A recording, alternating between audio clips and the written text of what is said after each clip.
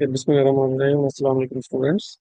इस सेशन में हम इलेक्ट्रिक डाइपोल का के बारे में जो हम पढ़ चुके हैं उसको रिफ्रेश भी करेंगे, और इसके साथ जो है वो हम नेक्स्ट जो इसके न्यूमेरिकल्स हैं उनको भी कंप्लीट करेंगे। तो आज का सेशन हम स्टार्ट। बिस्मिल्लाहिर्रहमानिर्रहीम। अस्सलाम वालेकुम स्टूडेंट्स। इस सेशन में हम इलेक्ट्रिक डाइपोल जो है उसके उसके इनिशियल स्टडी करेंगे, और उसके बाद नेक्स्ट में हम उसकी एक एप्लीकेशन जो है उसको भी आज के दिन में इस सेशन में कंप्लीट करेंगे। So first of all we just go through a small refresher. और इस रिफ्रेशर में सबसे पहले जो है वो हम कूलम्स लॉ की बात करते हैं, क्योंकि कूलम्स लॉ जो है वो directly related with the charge and the force between charge. इस डायग्राम में जो आपको इस स्लाइड में नजर आ रही है, इसमें आपको दो चार्ज नजर आ रहे हैं जिनके दरमियान डिस्टेंस आर है। तो हम Q1 चार्ज की बात करते हैं। Q1 चार्ज जो है उसके ऊपर एक फोर्स एग्जिस्ट करती है due to the Q2 charge, और इस फोर्स का जो मैग्नीट्यूड है उसको हम डिटरमिन कर सकते हैं by using the Coulomb's law. अच्छा, चूंकि हम पहले सेशन में इन चीज़ों को पढ़ चुके हैं तो मैं ज़्यादा डिटेल में नहीं जाना चाह रहा। नेक्स्ट स्लाइड में चलते हैं।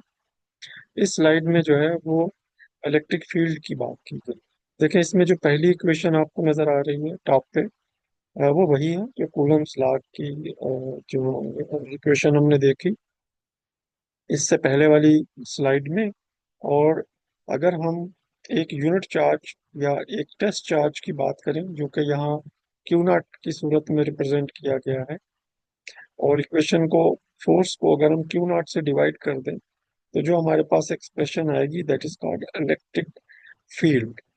और इसकी जो स्ट्रेंथ है या इसका मैग्नीट्यूड जो है वो हम मालूम कर सकते हैं by using this formula for the given quantities. इसके बाद हम डाइपोल को स्टडी कर रहे थे in our last session. Dipole में जैसे कि इस डायग्राम में जो लेफ्ट साइड में आपको नजर आ रही है, इसमें दो डिफरेंट चार्जेस पॉजिटिव और नेगेटिव को शो किया गया है, और इलेक्ट्रिक लाइंस ऑफ जो फोर्स है उनको शो किया गया।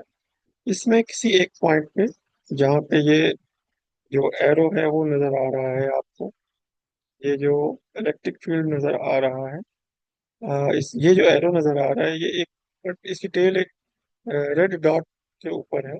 इस रेड डॉट के ऊपर जो इलेक्ट्रिक फील्ड की स्ट्रेंथ है उसको मालूम करने का जो फार्मूला है वो आपके सामने जो है वो एक्सप्रेशन उसकी लिखी हुई है, जिसमें कि जो डी जो डिस्टेंस है वो इन दो चार्जेस के दरमियान जो डायरेक्ट डिस्टेंस है उसकी बात हो रही है।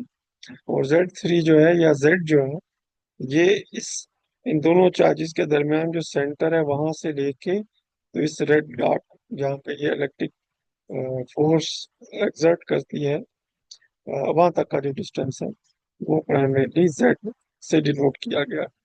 लास्ट सेशन में हमने बकायदा इनको लेबल करके भी शो कर दिया था। अब हम आज के सेशन की तरफ चलते हैं, और आज के सेशन में जो हमारे पास एक न्यूमेरिकल प्रॉब्लम जो इससे लिंक्ड है उसकी बात करते हैं। ये जो न्यूमेरिकल प्रॉब्लम है ये हमने किताब से जो है वो ली है, और ये एक सैंपल प्रॉब्लम 22.3.1 है जिसका टाइटल है electric dipole and atmospheric sprites. तो इसको हम स्टडी करते हैं, लेकिन इससे पहले हम इससे नेक्स्ट स्लाइड जो है उसको देखना चाहेंगे कि जिसमें ये स्प्राइट जो है वो हमें रेड कलर में नजर आ रहा है। अगर आप देखें तो ये जो नीचे क्लाउड है, जो थोड़ा सा जरा शाइनिंग पार्ट नजर आ रहा है ये, और इससे भी नीचे अगर आप देखें तो हमें जो है वो जमीन की सरफेस नजर आ रही है। तो जमीन की सरफेस, उसके ऊपर क्लाउड है, क्लाउड से कुछ फासले के ऊपर और ऊपर क्लाउड के जो है वो हमें एक रेड कलर का जो है वो एक कलर सा नजर आ रहा है, जो एटमॉस्फेयर में बैठा हुआ है, इसको सेपरेट प्राइमरली कहते हैं। अब अगर आप सेकंड डायग्राम में आ जाएं, तो कंसेप्ट ये है कि जब आमतौर पर यूजुअली हम बात करते हैं क्लाउड से इलेक्ट्रिसिटी का जमीन तक पहुंचना, तो जैसे नेगेटिव चार्ज ऊपर से जमीन में ट्रांसफर होता है, इसी तरह अगर हम अज्यूम कर लें कि उतना ही चार्ज जो है वो अप अपवर्ड जो है वो जाता है। चूंकि ग्राउंड को हम नेगेटिवली चार्ज लेते हैं, तो ग्राउंड जो है वो अट्रैक्ट करती है पॉजिटिव चार्ज को। तो जो पॉजिटिव चार्ज ऊपर से जमीन में मूव होता है, अगर आप उसको रिवर्स डायरेक्शन में अज्यूम करें कि उतना ही नेगेटिव चार्ज जो है वो ऊपर इंड्यूस हो रहा है क्लाउड के अंदर। ये फिनोमिना जो है, इसको राइट साइड में अगर आप देखें, जो सी डायग्राम है, इसमें एक इलेक्ट्रिक डाइपोल जो है उससे मॉडल किया गया है। इस इलेक्ट्रिक डाइपोल में अगर आप ये जो दो रेड डॉट नजर आ रहे हैं, इसमें आपको जो अपर डॉट है, ये वो चार्ज रिप्रेजेंट करता है जो प्राइमरली इस पर्टिकुलर अजम्पशन में ग्राउंड से मूव हुआ है। और चूंकि ये चार्ज एग्जिस्ट करता है एक पर्टिकुलर हाइट एच पे, तो उतनी ही हाइट अगर हम जमीन के अंदर चले जाएं, तो ये एक वर्चुअल अज्यूम किया गया है कि उतना ही चार्ज जो है वो एक बैलेंस के तौर पे जमीन के नीचे भी एग्जिस्ट करेगा। अगर इस अजम्पशन के मुताबिक हम चलेंगे, तो ये एक डाइपोल बन जाएगा। अब चूंकि ये एक डाइपोल बन गया है, और हमने according to our own exemption of a natural phenomena, एक देखें, ये साइंटिफिक डिस्कवरी का भी पार्ट है कि किस तरीके से जो डिफरेंट कंसेप्ट्स हैं उनको आपस में लिंक किया गया है। ऑब्वियसली कुछ लोगों ने यकीनन इस कंसेप्ट को डेवलप करने में काफी मेहनत की है, और अभी भी मजीद इस पे वर्क हो रहा है, जैसे कि हम इससे जो पहले स्लाइड है उसमें थोड़ा सा जानेंगे। तो इसको समराइज करते हैं कि एक डाइपोल जो है वो एक नेचुरल फिनोमिना स्प्राइट को रिप्रेजेंट कर रहा है, जिसमें हमने ये अज्यूम किया है कि जो ऊपर से चार्ज मूव हुआ है पॉजिटिव ग्राउंड की तरफ, उसकी वजह से एक चार्ज जो है वो नीचे से अज्यूम किया जा सकता है कि नेगेटिव चार्ज ऊपर मूव हुआ है। तो उस नेगेटिव चार्ज को बैलेंस करने के लिए एक पॉजिटिव चार्ज जो है वो ग्राउंड के नीचे जो है वो अज्यूम किया गया है। तो इस तरीके से हमारे पास एक डाइपोल बन जाता है जिसका distance H plus H two H के बराबर है, यानी यहाँ से लेके यहाँ तक का डिस्टेंस जो है वो टू एच के बराबर है। अगर मैं इसको यहाँ लिख दूं एनोटेशन से, तो ताकि थोड़ा सा जो है वो हम इस चीज को थोड़ा सा जरा साथ साथ डिस्कस करते हुए भी चले जाएं कि जो distance between these two points, writing के लिए थोड़ा सा, क्योंकि ये फ्री राइटिंग है, ये जो डिस्टेंस है डी, जो कि फार्मूले में डी से रिप्रेजेंट किया गया है,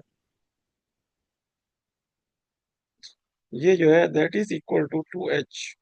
क्योंकि ये एच डिस्टेंस जो है ये ग्राउंड से माइनस क्यू तक का, और इसी तरीके से एच डिस्टेंस पॉजिटिव क्यू से ग्राउंड तक का।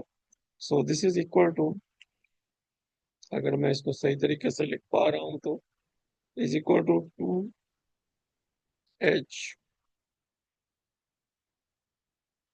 तो अब हम फार्मूला में डी की बजाय डी इज इक्वल डी की बजाय टू एच जो है वो हम लिखेंगे। ये चीज अगर समझ में आ गई है, तो अब हम जो है वो प्राइमरली उस न्यूमेरिक प्रॉब्लम जो है उसको देख लेते हैं और उसको डिस्कस कर लेते हैं।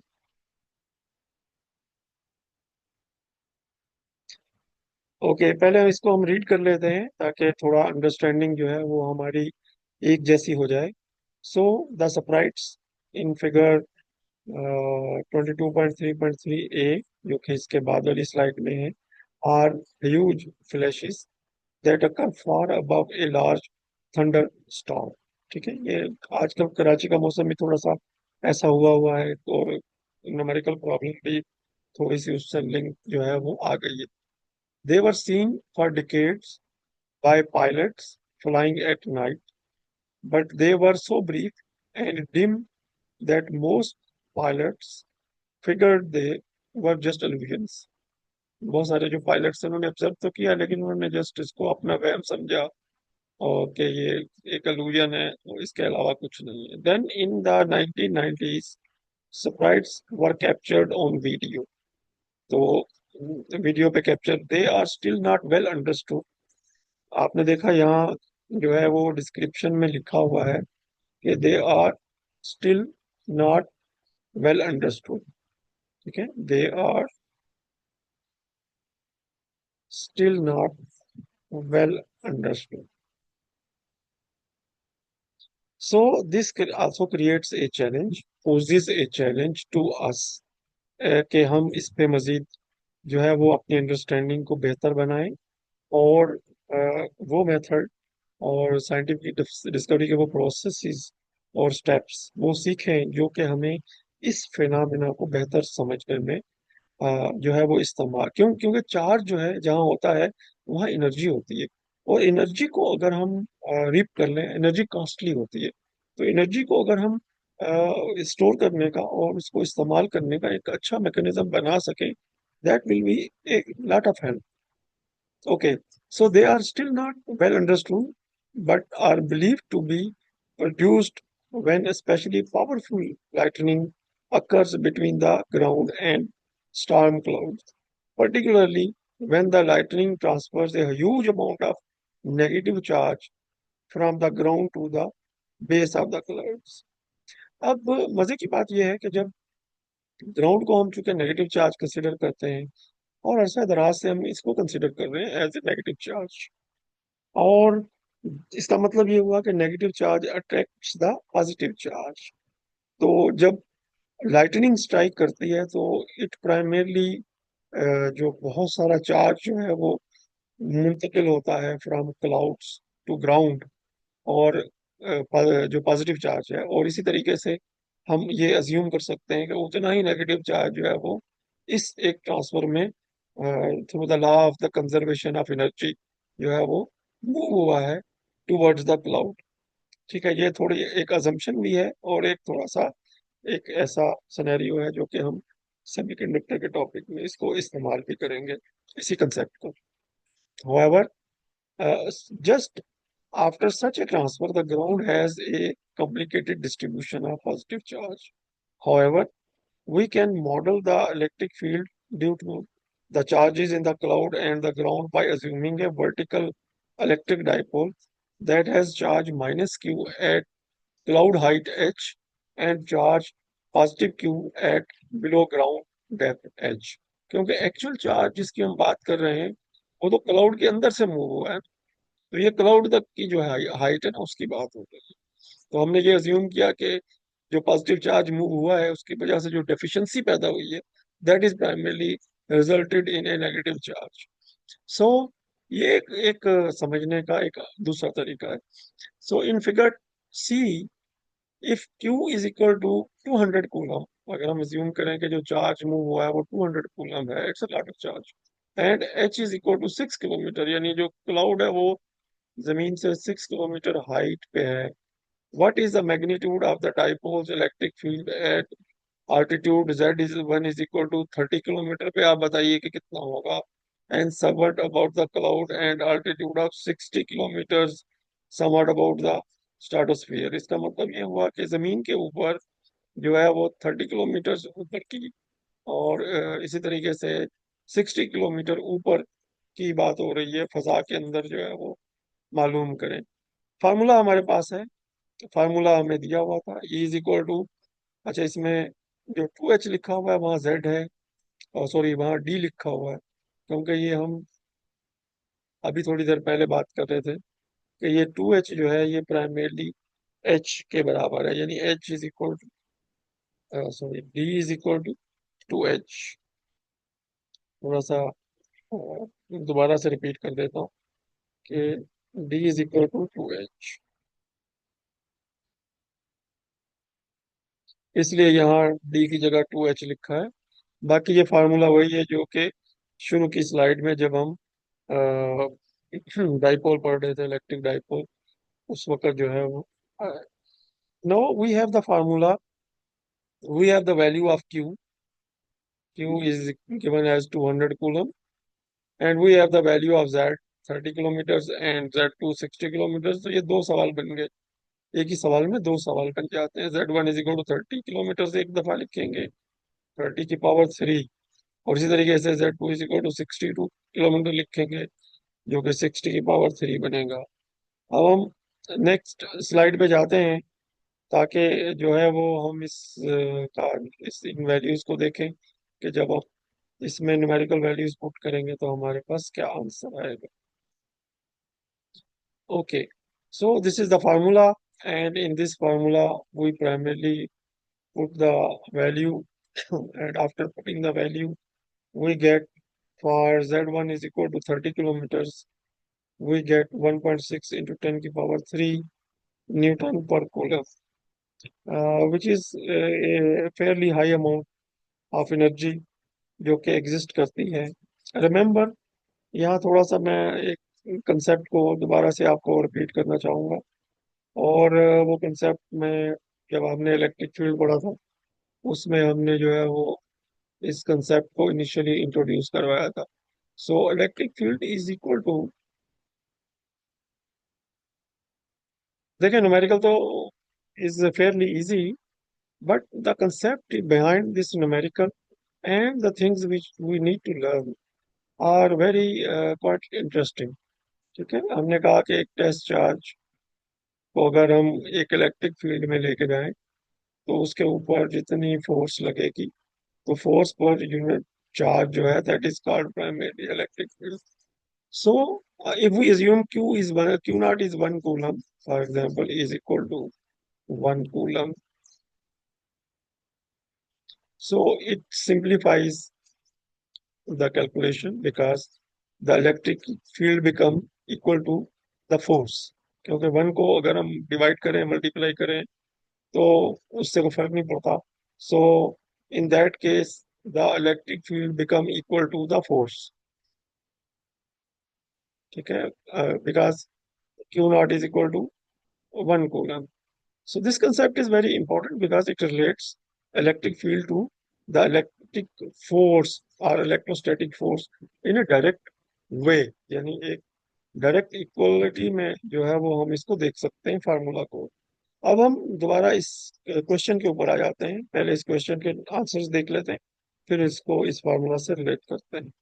तो पहला केस जिसमें Z1 is equal to 30 kilometre दिया गया, तो ग्राउंड से 30 किलोमीटर ऊपर, और इसी तरीके से जबकि 60 किलोमीटर ऊपर, तो Z1 is equal to 30 kilometre पे जो हमारा आंसर आया वो आ गया 1.6 इंटू 10 की पावर 3.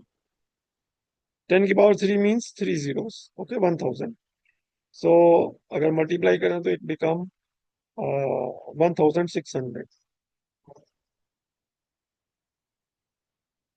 बल्कि इसके साथ 3 जीरो लगाएंगे तो it will become a good quantity.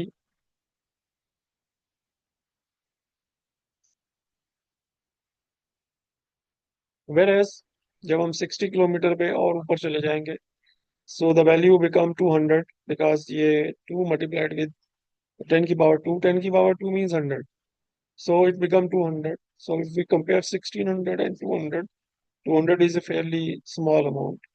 तो इसका मतलब है जैसे जैसे हम जमीन से दूर जाएंगे जो इलेक्ट्रिक फील्ड की स्ट्रेंथ है वो कम होती चली जाएगी. That is exactly the concept जो हम सीख रहे थे किसी जब इलेक्ट्रिक फील्ड की हम बात कर रहे थे, और उसमें हम कह रहे थे कि there is a negative charge, और उस नेगेटिव चार्ज की तरफ जो है वो हमने इलेक्ट्रिक जो है वो force, electric line of forces जो है वो ड्रॉ की थी, और फिर हमने किसी एक पर्टिकुलर पॉइंट के ऊपर हमने इलेक्ट्रिक फील्ड जो है वो मालूम करना चाहा था, इलेक्ट्रिक फील्ड. तो उस इलेक्ट्रिक फील्ड में मैंने आपसे कहा था कि if we have a unit charge और हम उसको इन्फिनिटी से इस पॉइंट पे लेके आए, तो जितना वर्क डन उसमें होगा that will primarily stored in that unit charge, and that primarily equal to the strength of that electric field at this particular point. ये तो एक कंसेप्ट है जो वर्क डन को रिलेट करता है. इलेक्ट्रिक फील्ड और इलेक्ट्रिक फोर्स से ultimately bye using this formula, क्योंकि इलेक्ट्रिक फील्ड अगर हम मालूम कर लें then it is very easy to find the electric force by using the concept of unit charge. इस कंसेप्ट को जो है वो समझना बहुत इंपॉर्टेंट है, अगर ये इस न्यूमेरिकल प्रॉब्लम से डायरेक्टली रिलेटेड नहीं है, लेकिन न्यूमेरिकल जो प्रॉब्लम्स हैं उनके अंदर भी एक थीम होता है। ये थीम जो है ये आउटलाइन किया है ये नेक्स्ट पैराग्राफ में। अगर हम इस नेक्स्ट पैराग्राफ को पढ़ेंगे तो हमें पता चलेगा कि what is the theme and what is the learning we should have which is in accordance with this numerical problem। क्योंकि ये बहुत इंपॉर्टेंट है और मैं चाहता हूँ कि तमाम स्टूडेंट्स इस चीज को समझें, तो थोड़ा सा इंटरेस्ट भी चाहिए होगा। As we already discussed, when the magnitude of an electric field exceeds a certain critical value, जिसको EC यानी एक ऐसी इलेक्ट्रिक फील्ड की स्ट्रेंथ वैल्यू जो कि critical value है, C stand for critical. So EC, the field can pull electrons out of atoms. That means ionize the atoms. And then the freed electron can run into other atoms, causing those atoms to emit light. तो इसका मतलब ये हुआ कि जब जो ये जो जो आयोनाइजेशन होती है एटम्स की इन एटमॉस्फेयर, उस आयोनाइजेशन की वजह से जो इलेक्ट्रॉन्स रिलीज होते हैं, जाहिर है आयोनाइजेशन का मतलब क्या है कि पॉजिटिव और नेगेटिव इलेक्ट्रॉन, पॉजिटिव चार्ज और नेगेटिव चार्ज अलग अलग हो जाते हैं, एक दूसरे से बाइंडिंग नहीं रहती उनकी, वो अलग अलग हो जाती। So the ionisation primarily releases the charge which primarily when interact with other atoms releases the light। और ये जो डिम लाइट इससे पहले वाली स्लाइड में नजर आ रही थी, दैट इज द लाइट जिसकी ये बात हो रही है। Okay, the value of the critical electric field force depends on the density of the air in which the electric field exists.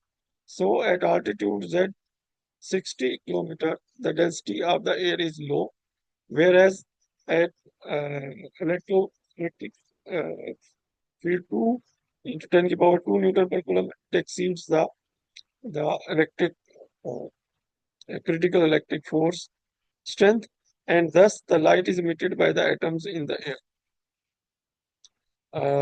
The light forms sprites, यानी ऐसा लगता है कि जैसे लाइट जो है वो खुद ब खुद ही प्राइमरली जनरेट हो रही है।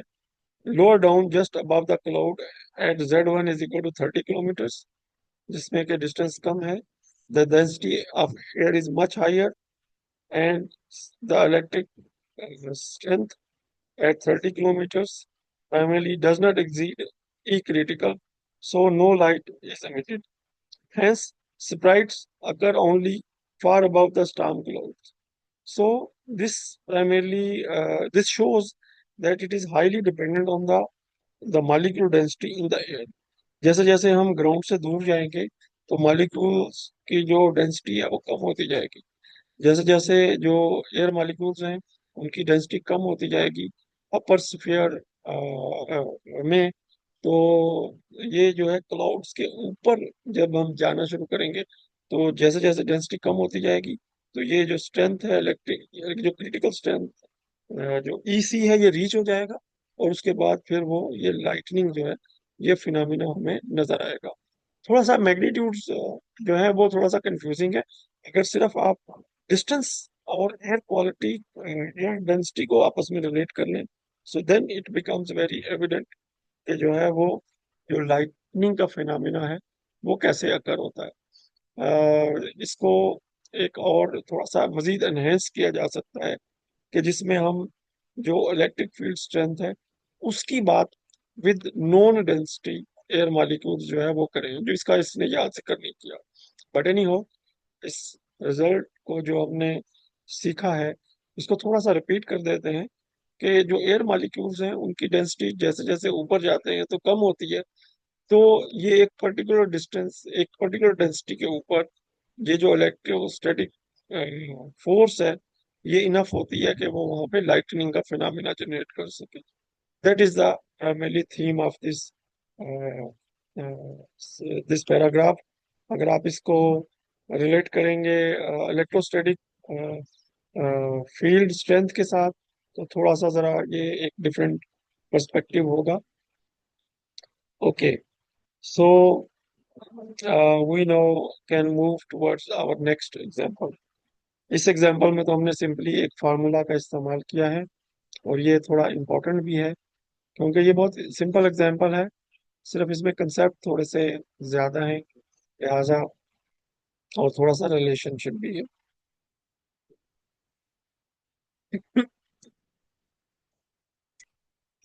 ओके, नेक्स्ट जो हमारे पास प्रॉब्लम है, उसका तल्लक भी एक, ये भी एक प्रैक्टिकल प्रॉब्लम है। और ये प्रैक्टिकल प्रॉब्लम जो है, अगर आप देखें तो इसका, इसमें हमें एक इलेक्ट्रिक फील्ड जो है वो ई दिया हुआ है, जो दो प्लेट्स के दरमियान एग्जिस्ट करता है। और हम जानते हैं कि जो प्लेट्स हैं उनमें जो इलेक्ट्रिक फील्ड की डायरेक्शन है, वो हमें बता रही है कि जो अपर प्लेट है वो पॉजिटिव चार्ज है, और जो लोअर प्लेट है वो नेगेटिवली चार्ज है। जिसकी वजह से जो डायरेक्शन ऑफ इलेक्ट्रिक फील्ड है उससे हमें पता चल जाएगा कि जो है वो कौन सी प्लेट जो है उस पे कौन सा चार्ज जो है वो मौजूद है। अब इस प्रॉब्लम को हम थोड़ा सा डिटेल में पढ़ लेते हैं, में फार्मूलाज गिवन होंगे आपको। So this figure shows a deflecting plate of an ink jet printer.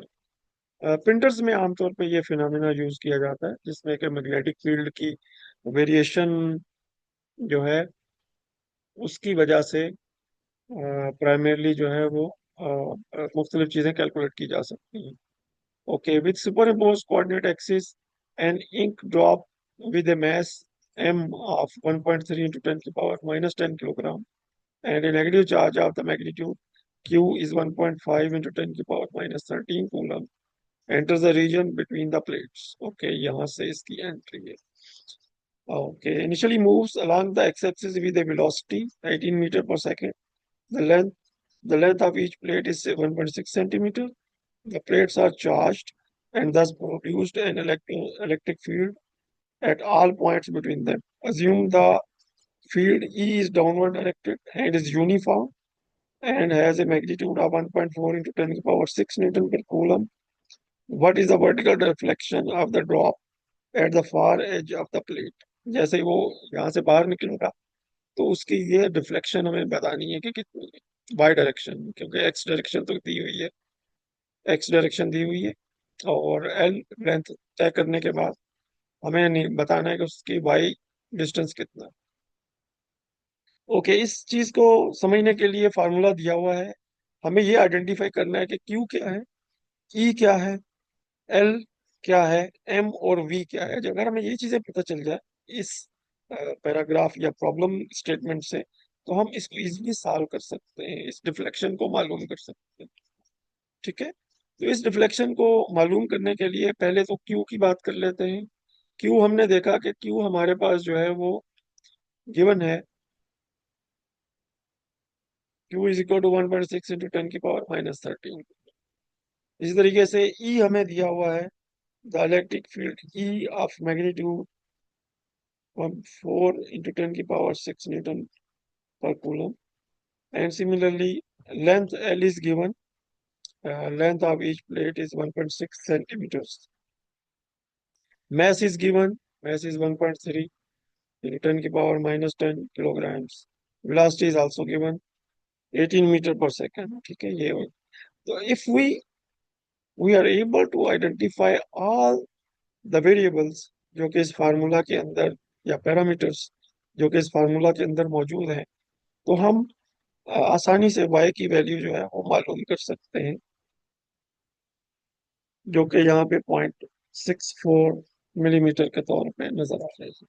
तो ये डिस्टेंस जो है प्राइमरली, ये जो एक्चुअल इस डायग्राम में नजर आ रहा है, ये वाला डिस्टेंस है। सॉरी, ये one one moment, deflection is primarily from x axis. तो एक्स एक्सिस से जो डिफ्लेक्शन शो हो रही है वो यहाँ से लेकर यहाँ तक है। ये वाला डिस्टेंस जो है ये वाई है।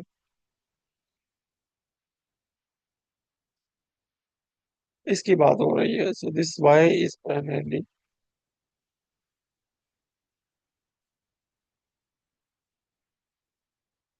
This one.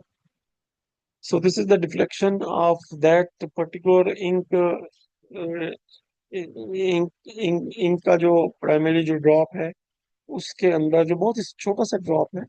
प्राइमरीली ये प्रिंटर के लिए यूज होता है। अगर इसको डायग्राम को आप वर्टिकल कर लें तो ये आपको नीचे जो पेपर, राइट साइड पे टॉप पे अगर आप देखें तो पेपर लिखा हो, उस पेपर के ऊपर एक पर्टिकुलर जगह पे ये ड्रॉप जो है ये लैंड करेगा। तो इंकजेट प्रिंटर के अंदर जो ऑपरेशन है वो इस प्रॉब्लम के अंदर जो है वो थोड़ा सा समराइज किया गया है कि what is the physical basis of that particular phenomena. उम्मीद है कि आप स्टूडेंट इन चीजों को समझ पाए होंगे। In case you have any question, this is also an important problem. अगर आपके जहन में कोई सवाल हो तो आप जरूर बताइए। I can change a few values here. For example, I can change the distance of or the length of this primary plate, so you will get slightly different answer. तो इस तरीके से हमारी दो न्यूमेरिकल्स जो हैं ये कंप्लीट हो जाते हैं। अब हम एक एप्लीकेशन की तरफ जाएंगे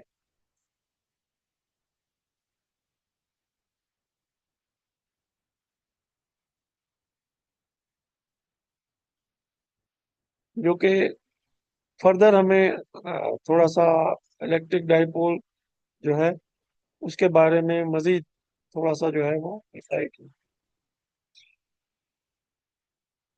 इस चीज को समझने के लिए जब थोड़ा टाइम पहले हम बात कर रहे थे, so a dipole in an electric field. अब हम एक डाइपोल को इलेक्ट्रिक फील्ड में लेके जा रहे हैं। ये हमारे पास इलेक्ट्रिक फील्ड जो है अगर आप देखें राइट साइड में जो डायग्राम है इसमें नजर आ रहा है। और हम अज्यूम करते हैं कि ये जो इलेक्ट्रिक फील्ड है ये यूनिफॉर्म है। जैसे अभी हम एक एग्जांपल करके आए हैं जिसमें हमने एक जो है वो जो इंक के ड्रॉपलेट को हमने मूव होते हुए देखा। तो अब ये इंक का ड्रॉपलेट जो है उसकी बजाय हम एक हाइड्रोजन जो एटम है प्राइमरीली उसकी बात करते हैं। हाइड्रोजन एटम की आप कंपोजिशन देखें, चूंकि हाइड्रोजन का जो एटम है वो ऑक्सीजन का जो एटम है वो हाइड्रोजन के एटम से बड़ा है। अ, उसमें नंबर ऑफ प्रोटॉन ज्यादा है, नंबर ऑफ इलेक्ट्रॉन ज्यादा है। तो वो क्या करेगा कि हाइड्रोजन के जो इलेक्ट्रॉन्स होंगे उनको भी अपनी तरफ अट्रैक्ट कर लेगा। तो उनको अपनी तरफ अट्रैक्ट करेगा। इसी तरह हाइड्रोजन के जो एटम्स हैं वो एक पर्टिकुलर एंगल जो है उसके ऊपर प्राइमरीली वो ओरिएंट हो जाएंगे। तो ये एक जो है ना हाइड्रोजन यानी पानी के मॉलिक्यूल का ये एक स्ट्रक्चर जो है ये बन जाएगा। अगर हम इसको अ, इस इलेक्ट्रिक फील्ड के साथ कंपेयर करें तो थोड़ा सा हम इस स्ट्रक्चर को इस अंदाज में देखना होगा कि दीज टू हाइड्रोजन एटम्स, इनके जो न्यूक्लियस है उसमें जो प्रोटॉन्स हैं दे primarily produce a positive side of the electric field, और similarly a negative side of the जो electric field है due to this water molecule is due to this oxygen जो एटम है उसकी वजह से। सो दिस प्राइमरली जो right side में जो डायग्राम है this is a model of this water molecule. And the interestingly we are talking about the this water molecule inside the electric field। ये काफी इंटरेस्टिंग होगा अगर ये जो हमारी आज की रिकॉर्डिंग है ये थोड़ी सी एक्सीड कर सकती है। थोड़ा सा हम चूंकि इसमें हम जो है जो टॉपिक पढ़ने जा रहे हैं उसमें हमें वेक्टर्स भी नजर आएंगे और एक एप्लीकेशन भी नजर आएगी। So we have defined the electric dipole moment P. P primarily जो है वो जो इक्वेशन हमने जानी थी उसमें जो ऊपर वाला पार्ट है इक्वेशन में जो क्यू और डी की मल्टीप्लिकेशन है that is called the electrical dipole moment. मैं यहाँ लिख देता हूँ ताकि ये चीज जो है ये भी याद रह जाए कि जो पी है दैट इज इक्वल टू, ये स्मॉल पी है असल में, थोड़ा सा इसको ये ऊपर से थोड़ा सा, this is called electric dipole moment. Moment simple अल्फाज में भी इसको कह सकते हैं। तो ये क्यू मल्टीप्लाइड विथ डी, ये वो जो इक्वेशन हमने पढ़ी थी, अ, जो इलेक्ट्रिक डाइपोल की जो इक्वेशन है उसके अंदर ये जो क्वांटिटी है that is called dipole moment.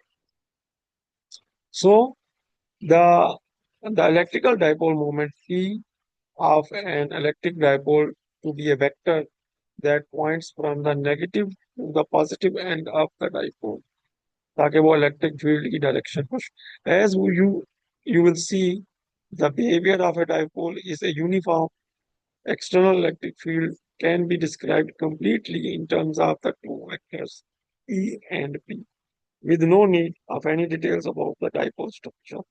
अगर हम डाइपोल स्ट्रक्चर को थोड़ी देर के लिए इग्नोर कर दें या डाइपोल स्ट्रक्चर को कंसिडर ना करें, so still we can understand this. Okay, a molecule of water is an electric dipole.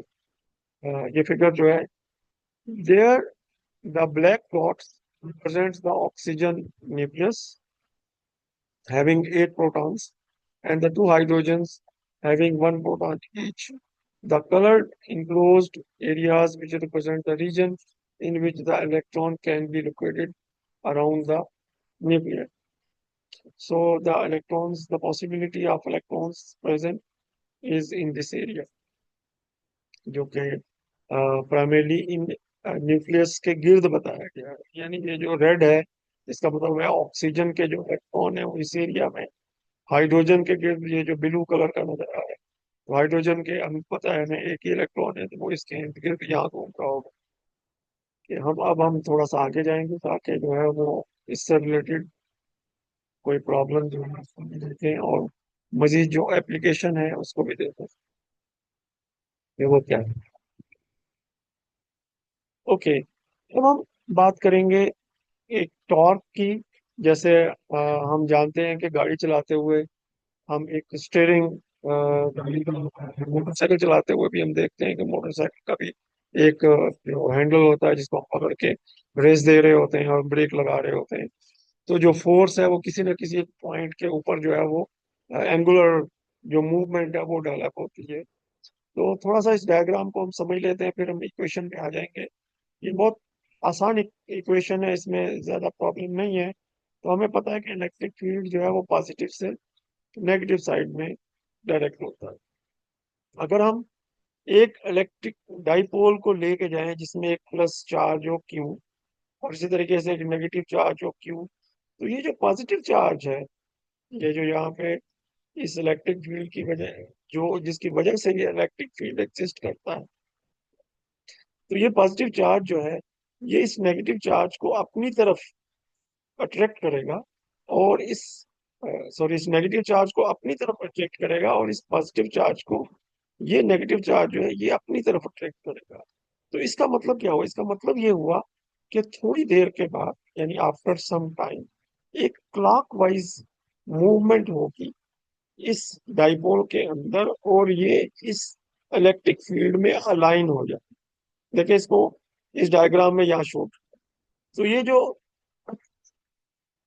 Torque exist करेगा ये इन दो वेक्टर्स में, ये प्राइमरीली इस पी वेक्टर को प्राइमरीली इसको इलेक्ट्रिक फील्ड की डायरेक्शन में लेके जाएगा, इस डायरेक्शन।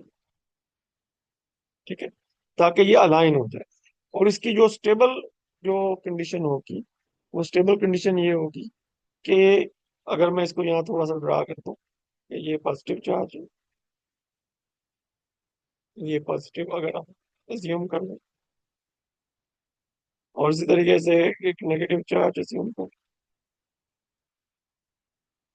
ये नेगेटिव है, तो इसके अंदर जो डाइपोल होगा उसमें जो फाइनल इनकी शेप बनेगी वो ये बनेगी कि ये माइनस क्यू होगा और ये प्लस क्यू होगा।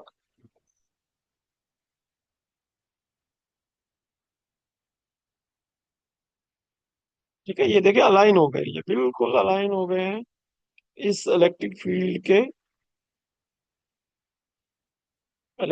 के साथ। ठीक है, तो ये थोड़ी देर के बाद इसकी डायरेक्शन ये हो जाएगी, तो इसका मतलब है कि यहाँ एक इलेक्ट्रिक फोर्स जो है वो एग्जिस्ट करेगी, जो इसको एंगुलर, यानी जो इसकी जो है ना वो इसकी इसको मूव करेगी, इसको पैरेलल कर देगी इसके इलेक्ट्रिक फील्ड के साथ। अब अगर आप इस फार्मूला को देखें, जिसमें टार्क का फार्मूला टाउ ग्रीक वर्ड है, टाउ के साथ शो किया हुआ है, it is in the form of A cross product, जो कि पी क्रॉस ई की सूरत में दी गई है। सो जब हम इसकी डायरेक्शन देखना चाहेंगे तो पी से हम ई की तरफ मूव करेंगे। और इसको अगर हम सिंपल फार्मूला में लिखना चाहें तो ये फार्मूला इसका दिया हुआ है। और इसमें जो नेगेटिव साइन है वो शो कर रहा है कि ये क्लॉकवाइज रोटेशन है। और अगर हम क्लॉकवाइज रोटेशन की बात करें तो ये इसकी डायरेक्शन जो है वो इनवर्ड होगी, यानी जो ये जो पेपर है इसके अंदर की तरफ होगी। अगर ये पॉजिटिव होता तो फिर ये आउटवर्ड होती। तो इन फिगर, ये जो नीचे है, such rotation is clockwise as we discussed in chapter 10। अगर आप चाहे तो मजीद पढ़ सकते हैं, और ये टॉपिक अगर आपको इंटरेस्ट करे तो we can represent a torque that give rise to a clockwise rotation by including a minus sign with the magnitude of the torque. With that notation we get this equation. अब हम थोड़ा सा जो है वो इसका इसकी एप्लीकेशन भी पढ़ लेते हैं कि इसकी एप्लीकेशन क्या है।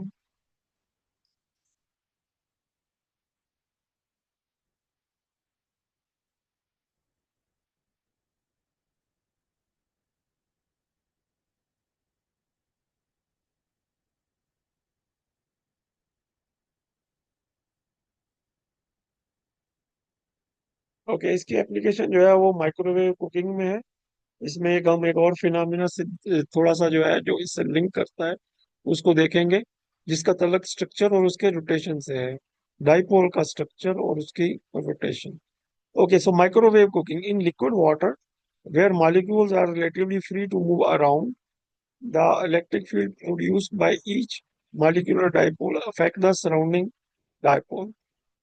As a result, the molecules bond together in groups of two or three, and because the negative, यानी ऑक्सीजन को अगर आप नेगेटिव समझें, जैसे कि इससे पहले वाली स्लाइड में हम थोड़ा एक्सप्लेन कर रहे थे, end of one dipole and A positive जो कि हाइड्रोजन की साइड है, end of another dipole attract each other.